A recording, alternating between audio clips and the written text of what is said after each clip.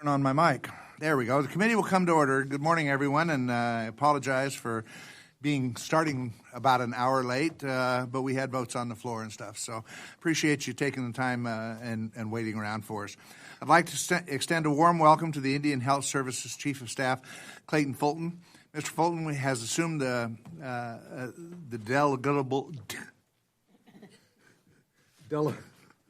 I can't say that word. Delegable duties of the IHS Director, and I thank him for being with us today to discuss the administration's fiscal 2027 budget request. This committee, on a bipartisan basis, takes the responsibility of prioritizing and supporting Indian health care services for American Indians and Alaska Natives very seriously. In February 2023, Congress provided advanced appropriations for the Indian Health Services for the first time. Advanced appropriations continue to provide the Indian health system with the certainty needed to properly serve communities, provide stability for healthcare providers, and improve long-term planning for services. In the fiscal year 2027, President's budget request includes advanced appropriations for 2028. This is a monumental step in the right direction. In doing so, this administration is clearly communicating its commitment to funding certainty that healthcare professionals and programs in Indian health countries so desperately need to provide quality care.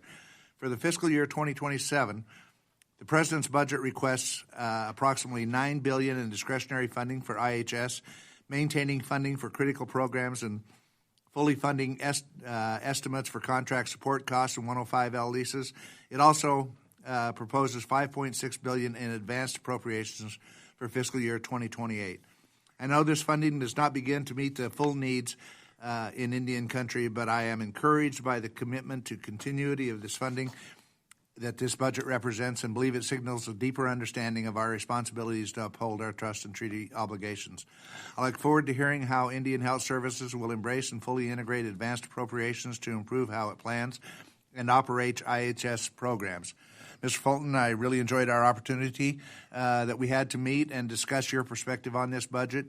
You are doing vital work to fill the trust and treaty agreements and to maintain and improve tribal members' access to quality health care. Thank you again for being with us this morning, and I look forward to our discussion. Now I'd like to yield to Ranking Member Pingree for her opening statement. Thank you, Mr. Chair. And good morning, Mr. Fulton, Ms. Curtis. Thank you for coming to meet with me earlier, and thank you for being with us today to discuss fiscal year 2027 budget request for the Indian Health Service.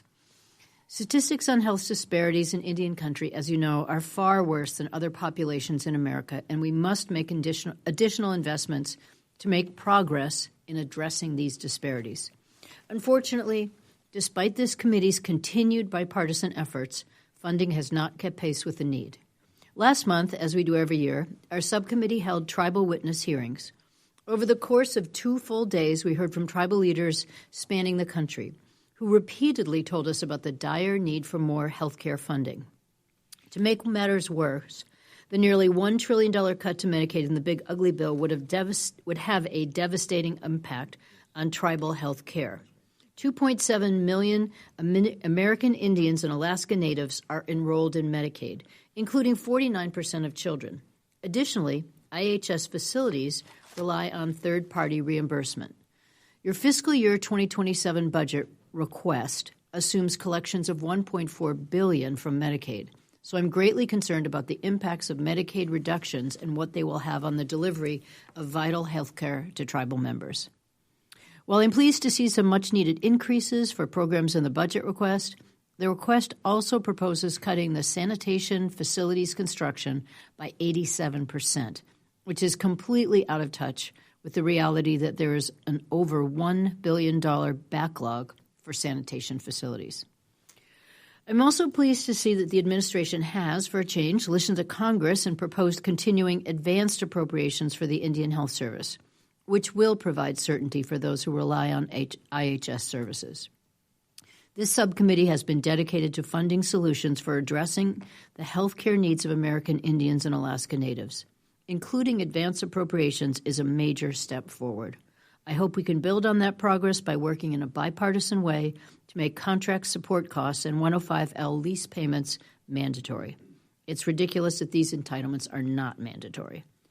The Indian Health Service is not the only part of the federal government that provides services to Indian country. The administration has proposed steep cuts to the Bureau of Indian Education and the Bureau of Indian Affairs by 32% and 27% respectively. Chaos within other parts of the Department of Health and Human Services, such as NIH, CDC, and the FDA, affect tribal communities just as it affects us all. Mr. Fulton, thank you again for being here today. Thank you for your dedication to the IHS mission. I look forward to continuing to work with Chair Simpson and members of the Subcommittee in a bipartisan fashion to honor the United States treaty responsibilities to tribal nations. And thank you, and I yield back. Thank you, Ms. Pingree. Mr. Fulton, you may proceed with your opening statement. Your official statement will be submitted for the record.